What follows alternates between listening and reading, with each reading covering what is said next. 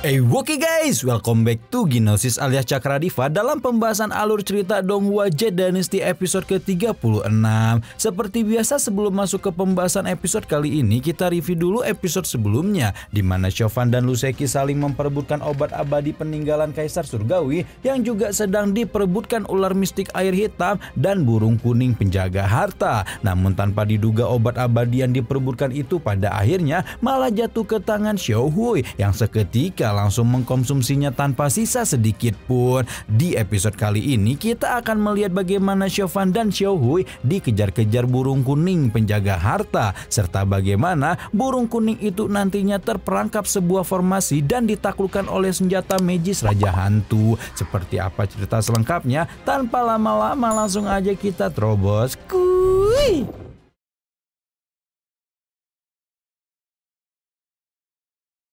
Info ya guys ya, sebelum mulai ini Cakradiva ngasih tahu dulu kalian harus wajib subscribe ke channel Cakradiva Reinkarnasi ya, karena judul ini tuh nanti bakal dipindahin guys. Nah, sementara Chauvin dan kelompok pas yang berada di ruang harta Kaisar Surgawi, jauh di tempat lain kelompok sekte baik yang terdiri dari Xiao Yichai, Yan Hong, dan Fasan masih disibukkan dengan pertarungan melawan sejumlah manusia ikan. Setelah kelompok manusia ikan menderita korban jiwa yang cukup banyak, mereka kemudian memutuskan berhenti menyerang Xiao Yichai dan kawan-kawan, lalu pergi meninggalkan area tersebut. Selepas kepergian kelompok manusia ikan, Yichai dan Fasan pun jadi penyisirin bertinyi-tinyi dari mana datangnya suku manusia ikan itu. Yichai pun bertanya kepada Yan Hong, tetapi dia hanya mendapat jawaban berupa gelengan kepala sebagai tanda enggak tahu. Di tempat harta langka, Xiao Hui yang baru meminum obat abadi kini mulai merasa ngantuk hingga akhirnya dia pun tertidur pulas di lokasi itu. Sementara Xiao Hui tertidur, burung kuning dan ular mistik justru menunjukkan kemarahan mereka terhadap Xiao Hui yang telah mengambil obat abadi. Dalam sekejap kedua binatang itu pun bergegas untuk menyerang Xiao Hui secara berjamaah, sehingga membuat Chauvin langsung sigap meluncur untuk menyelamatkan Xiao Hui dan membawanya pergi dari tempat tersebut. Melihat Xiao Hui dibawa Chauvin, ular mistik menyerang untuk mengejar dan akhirnya menghilang ke dalam kabut beracun. Berbeza dengan sikap ular mistik, burung kuning yang pada dasarnya merupakan penjaga obat abadi justru malah lanjut mengejar Chauvin, sehingga membuat Chauvin harus melemparkan sebuah serangan untuk melawannya. Tapi sayangnya serangan Chauvin itu berhasil ditangkal oleh burung kuning yang memiliki kekuatan luar biasa. Tak hanya menangkal serangan, burung kuning itu juga mengepakkan sayap raksasanya lagi dan menciptakan angin super kencang yang membuat Xiao Hui terbangun sekaligus terlepas dari pangkuan Chauvin. Melihat Xiao Hui terlepas terbawa angin, Chauvin langsung bergegas menyelamatkan monyet itu lagi hingga akhirnya dia pun kembali dikejar oleh burung kuning.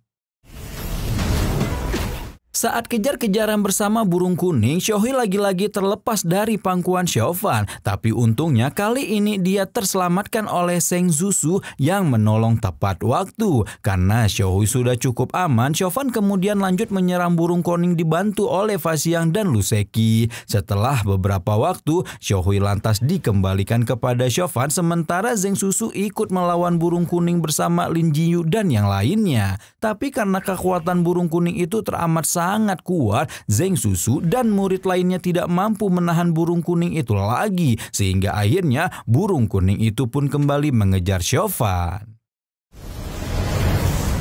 Pada pengejaran sesi kedua, Chauvin tidak sengaja melewati area formasi yang dibuat oleh King Long dan wanita bercadar, sehingga otomatis membuat burung kuning itu ikut melewati area itu juga. Namun tepat ketika berada di atas formasi, burung kuning itu malah langsung terperangkap kekuatan misterius yang berasal dari formasi. Mendapati dirinya terjebak dalam sebuah formasi, burung kuning berusaha sekuat tenaga untuk meloloskan diri, tetapi sayangnya upaya burung kuning itu tidak membuahkan hasil karena ternyata kekuatan formasi jauh lebih kuat.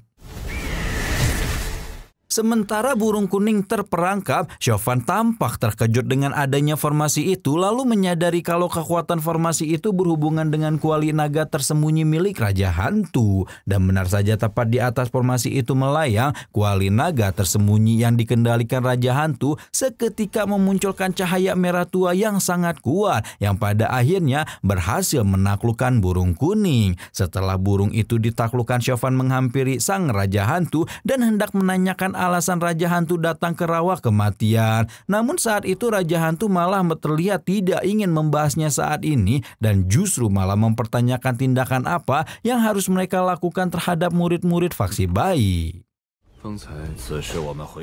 Beralih ke tempat lain, kakek peramal beserta Xiao Huan dan Ujang tampak beristirahat di sebuah gubuk dan membuka obrolan ringan untuk mencairkan suasana di antara mereka. Pada saat itu kakek peramal mempertanyakan alasan si Ujang terus mengikuti dirinya dan Xiao Huan, tetapi si Ujang malah memberikan jawaban bahwa dia juga tidak mengetahui alasan dirinya mengikuti mereka. Jawaban tersebut lantas membuat kakek peramal mendengus kesal, sementara Xiao Huan malah jadi pinisirin tingkat dewa dan bertinyi-tinyi apakah si Ujang ini merupakan seorang tunawisma.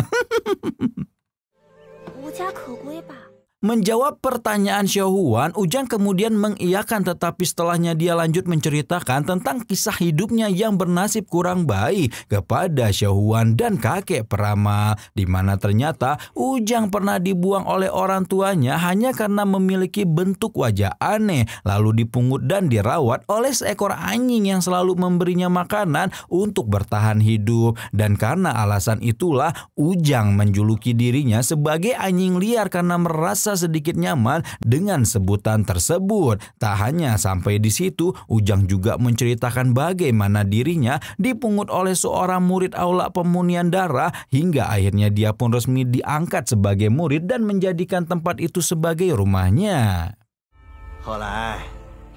Mendengar Ujang merupakan murid aula pemunian darah, kakek peramal lantas mempertanyakan mengapa Ujang tidak kembali saja ke rumahnya alias aula pemunian darah. Pertanyaan itu pun lantas dijawab oleh Ujang bahwasanya aula pemunian darah telah dihancurkan oleh sekte Raja Hantu. Dan jawaban tersebut jelas membuat Xiao Huan dan kakek peramal terkejut-kejut, tidak menyangka kalau aula tersebut dihancurkan oleh sekte Raja Hantu. Dan yang membuat mereka bingung mengapa si Ujang masih bersedia mengikuti wakil pemimpin sekte Raja Hantu alias Chauvin jika memang mereka layak menghancurkan rumahnya. Menanggapi pertanyaan ini, Ujang pun hendak melanjutkan ceritanya.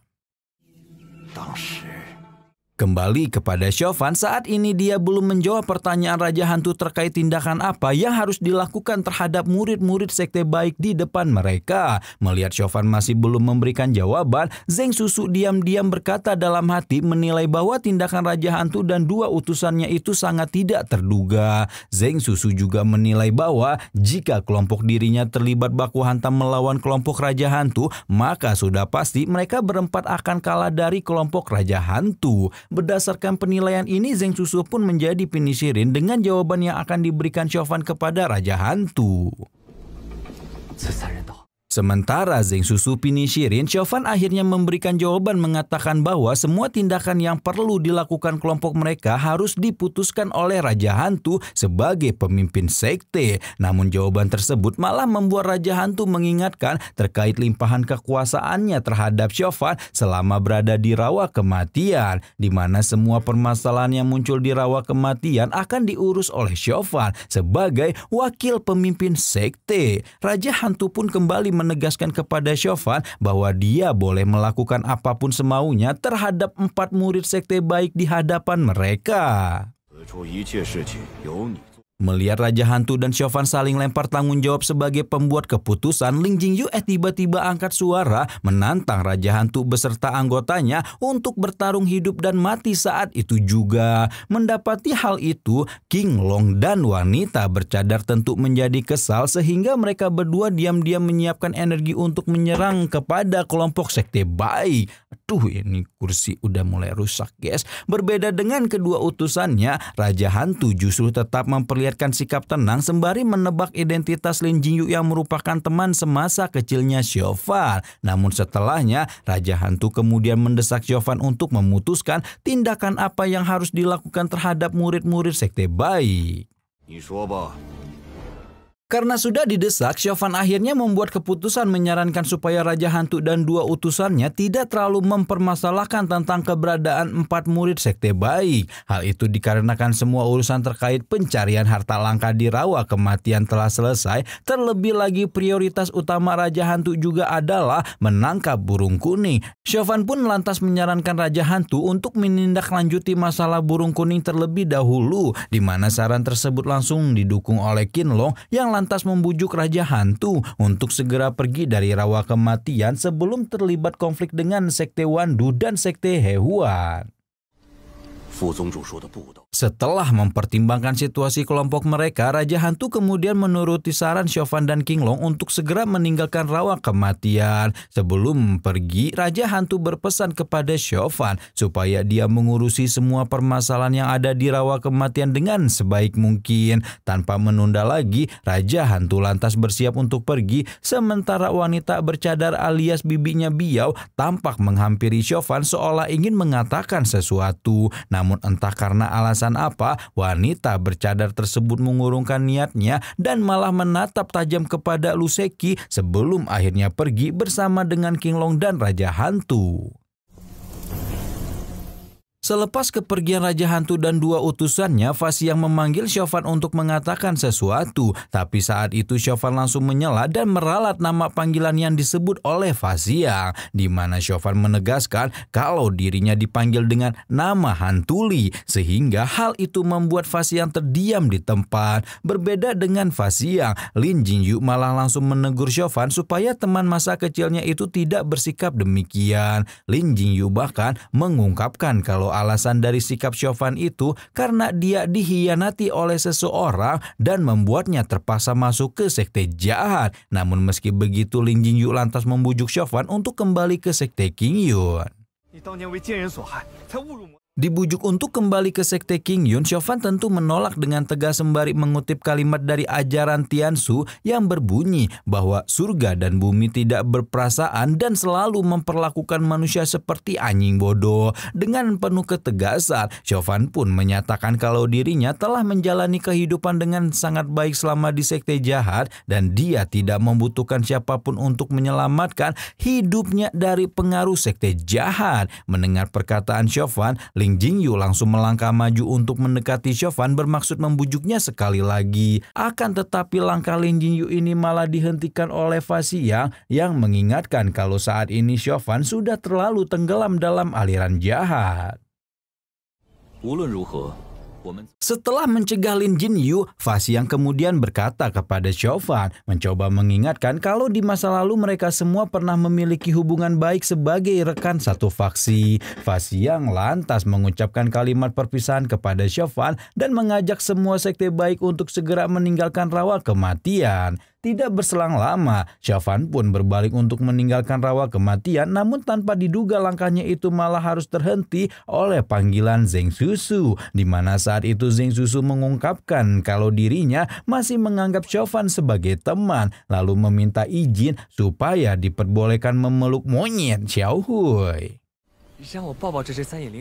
Mendapati sikap Zheng Susu masih seperti 10 tahun lalu, Chauvin tentu merasa tersentuh dan akhirnya membiarkan Zheng Susu untuk mengelus-ngelus kepala Xiaohui. Selain itu, Chauvin juga akhirnya membalas perkataan Zheng Susu bahwa dia juga harus memperlakukannya sebagai teman meskipun di masa depan terjadi peperangan antar sekte baik dan sekte jahat. Mendengar perkataan Chauvin, Zheng Susu tentu menjadi sangat senang dan dia pun memberikan sebuah hadiah pertemuan berupa buku bersampul biru yang sangat familiar. Namun betapa terkejutnya Chauvin ketika mengetahui kalau buku itu merupakan buku yang dulu yang pernah ditunjukkan kepadanya 10 tahun lalu itu, yang pas di lapangan yang pas baku hantam itu. Masih ingat kan?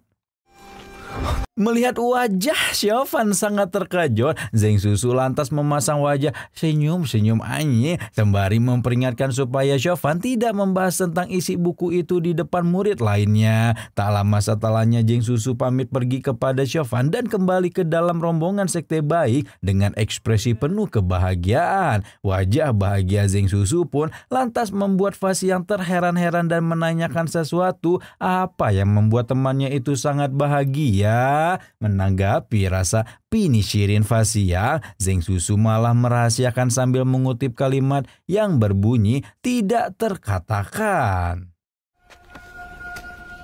Berhubung urusan di rawa kematian telah selesai, murid-murid sekte baik melangkah pergi meninggalkan area itu termasuk Lu Zeki yang nampak sangat berat untuk berpisah dengan Chauvin. Selepas kepergian murid-murid sekte baik ini, Chauvin tiba-tiba menatap langit dan merasakan adanya kehampaan yang luar biasa di dalam relung hatinya. Selang beberapa waktu Chauvin pun memandangi buku pemberian Zheng Susu dan sempat berniat untuk membuang buku tersebut. Namun karena alasan pertemanan, Chauvin mengurungkan niatnya untuk membuang buku itu dan malah menyimpannya di balik baju. Chauvin pun lantas segera membawa Xiaohui untuk meninggalkan rawa kematian.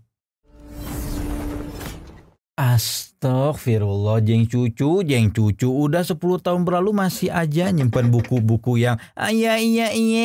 Dan parahnya lagi buku itu tuh malah dihadiahkan kepada Chauvin yang sangat anti sama buku begituan. Tapi meski begitu setidaknya Chauvin jadi terbuka lah ya kepada Jeng Cucu dan masih nganggap teman baik. Nah, untuk di episode selanjutnya kita akan melihat bagaimana murid sekte Raja Hantu mendapatkan serangan dari manusia ikan serta bagaimana upaya Chauvin untuk mengatasi permasalahan tersebut.